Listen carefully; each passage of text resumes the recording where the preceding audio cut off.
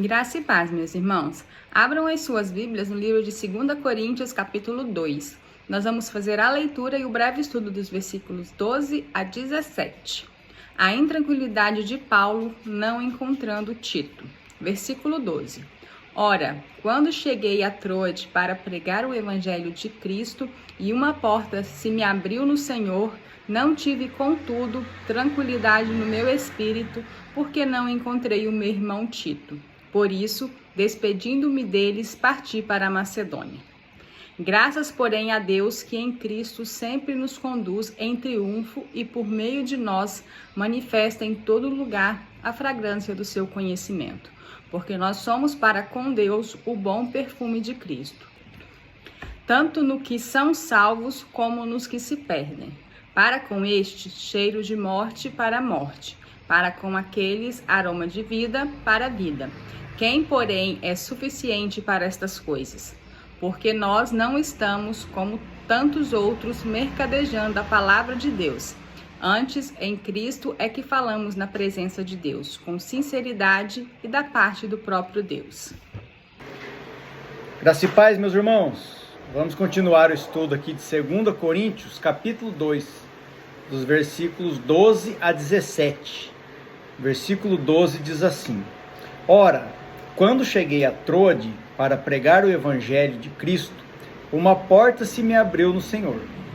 Meus irmãos, vemos que Paulo continua a sua missão evangelística, mesmo diante de todas as adversidades e tribulações. Paulo se mantém firme e forte no cumprimento da sua missão. Isso não quer dizer que a força venha dele, mas como já vimos na própria palavra de Deus, lá em 2 Coríntios, que é onde nós estamos estudando, mas lá no capítulo 12, versículo 10, onde o próprio Paulo fala sobre isso. Ele diz assim, pelo que sinto prazer nas fraquezas, nas injúrias, nas necessidades, nas perseguições, nas angústias, por amor de Cristo, porque quando sou fraco, então é que sou forte. Mais uma referência importante aqui está lá em Atos 9, versículos 15 e 16. É justamente onde trata a conversão de Paulo, que diz assim, mas o Senhor lhe disse, vai, porque este é para mim um instrumento escolhido para levar o meu nome perante os gentios e reis, bem como perante os filhos de Israel, pois eu lhe mostrarei quanto lhe importa sofrer pelo meu nome. Paulo anteriormente era um perseguidor dos cristãos. Após a sua conversão, se tornou um dos mais importantes discípulos de Jesus. Versículo 13. Não tive, contudo, tranquilidade no meu espírito, porque não encontrei o meu irmão Tito. Por isso, despedindo-me deles, parti para a Macedônia. Eu sempre gosto de chamar a atenção dos irmãos a alguns detalhes que muitas vezes passam desapercebidos e que fazem toda a diferença para o entendimento da mensagem e do contexto histórico. Quando falamos dos apóstolos de Jesus, imaginamos homens santos, perfeitos e inabaláveis na sua caminhada de fé. Nós lemos as cartas, nós lemos em Atos a trajetória deles, imaginamos como eles são fortes, como eles são santos, como eles são iluminados pelo Espírito Santo. Mas na prática, nós sabemos que não foi bem assim. Jesus nunca escolheu seus discípulos por suas habilidades técnicas, muito menos por sua força e coragem. Jesus os escolheu pois conhecia os seus corações. E assim continua sendo até os dias de hoje. Pode até parecer que mudou, mas os verdadeiros cristãos ainda são escolhidos por seus corações. Paulo demonstra a sua fraqueza humana, deixando com que a sua preocupação com o irmão, no caso Tito, tirasse a sua paz e fizesse com que ele partisse de Troade para a Macedônia, para tentar encontrar o seu filho na fé. Isso não é algo pejorativo ou ruim para a trajetória do apóstolo. Isso apenas demonstra a sua humanidade e amor para com seu próximo. Viver conforme o Evangelho de Jesus Cristo é menos glamuroso do que pensam os escarnecedores.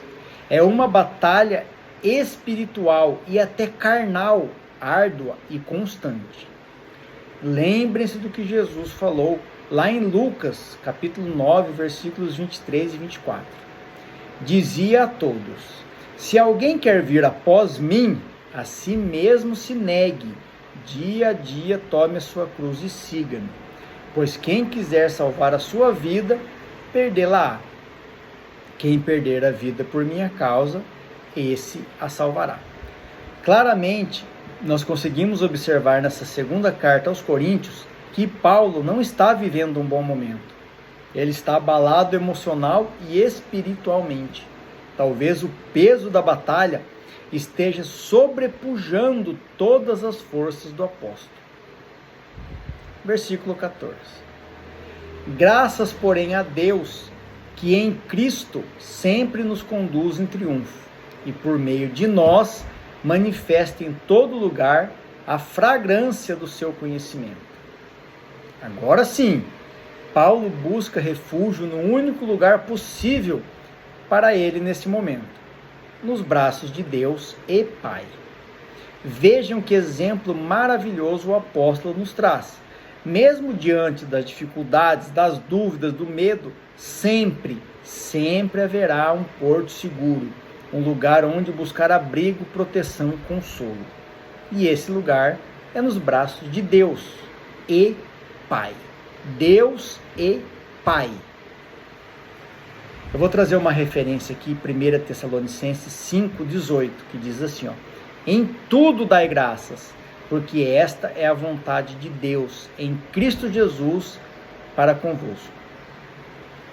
Esse conceito de em tudo dai graças é um pouco difícil de ser entendido e aplicado, principalmente quando nós não estamos tendo a resposta de Deus que esperamos naquele momento. Muitas vezes nós não entendemos o agir de Deus em nossas vidas, mas como sempre digo, nós não precisamos entender. Nós precisamos apenas crer que Deus está no controle de tudo. Isso não é fácil, meus irmãos, pois nossos olhos humanos e o nosso entendimento humano são limitados. Vou trazer uma outra referência aqui, lá em João 20, 29, que diz assim, disse-lhes Jesus, então é Jesus dizendo aos discípulos, porque me viste, creste?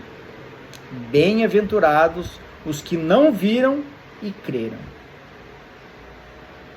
Versículo 15. Porque nós somos para com Deus o bom perfume de Cristo, tanto nos que são salvos, como nos que se perdem. Em 2 Coríntios 2,15, o apóstolo Paulo compara os cristãos ao bom perfume de Cristo. Isso significa que a nossa vida, testemunho e pregação do Evangelho devem exalar a essência do caráter de Jesus, sendo uma presença agradável para Deus. O versículo também indica que a mesma mensagem de Cristo gera reações opostas. Para quem aceita a salvação, é um cheiro de vida, esperança. Mas para quem rejeita, é um cheiro de morte, juízo. Quero aproveitar para reforçar o mandamento de Jesus para nós, os seus discípulos. Nós, cristãos, somos discípulos de Jesus Cristo. Está lá no Evangelho de Marcos, capítulo 16, versículos 15 e 16. E disse-lhes, quem disse? Jesus. Ide por todo o mundo e pregai o Evangelho a toda criatura. Quem crer e for batizado será salvo. Quem, porém, não crer será condenado. Prestem muita atenção, meus irmãos, no que Jesus nos ordenou. Não é opcional, é um mandamento. Ele disse, ide e pregai. Só. Não disse para justificar, convencer, pedir, brigar, impor. Não. O processo de evangelização não deve ser imposto, muito menos forçado, pois trata-se de um ato de amor e não de força. Nós não devemos ameaçar as pessoas com a perdição ou o juízo. Muito pelo contrário, devemos oferecer a salvação através da graça e do amor de Jesus Cristo. Uma outra referência aqui lá no Evangelho de João também, capítulo 16, versículos de 8 a 11.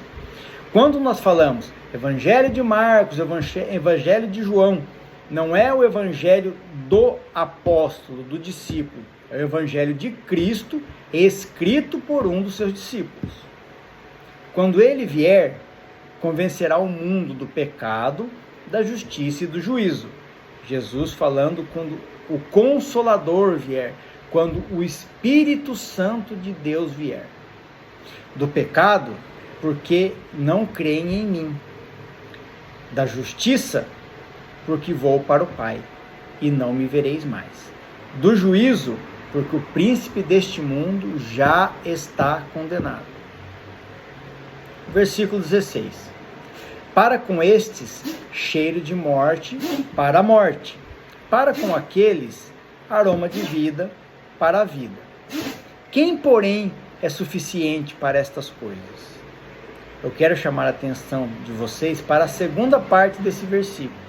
Paulo usa uma pergunta: e para essas coisas, quem é suficiente? Ele reconhece que a pregação carrega uma responsabilidade imensa. Os cristãos não mudam o destino das pessoas, mas são o veículo que exala essa verdade. Qual verdade? Jesus Cristo. Eu sou o caminho e a verdade e a vida. Meus irmãos, Jesus nos ordenou: ide e pregai o Evangelho. Não é uma opção, é um mandamento.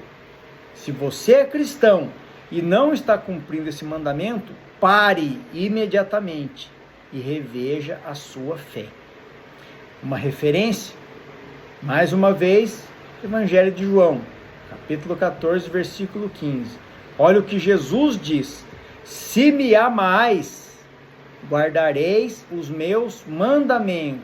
Ou seja, se você me ama, se você realmente crê em mim, você vai cumprir os mandamentos que eu te dei.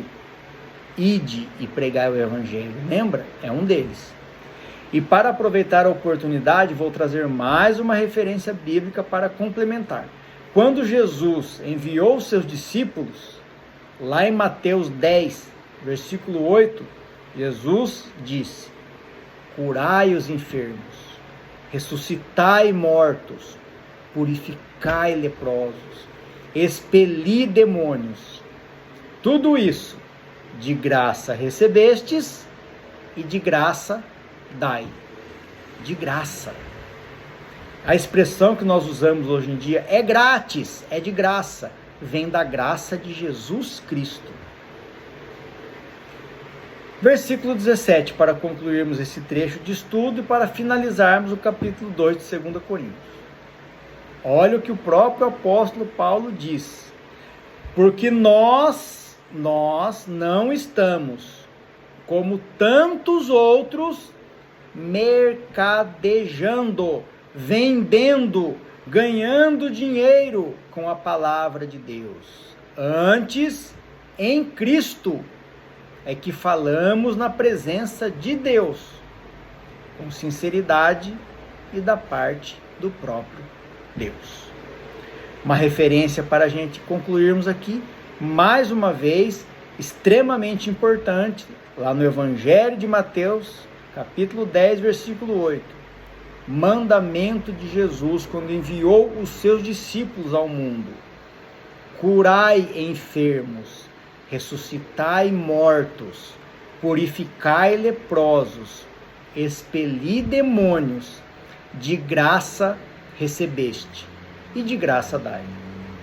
Que tudo seja feito para a honra e glória do nosso Senhor Jesus Cristo. Amém.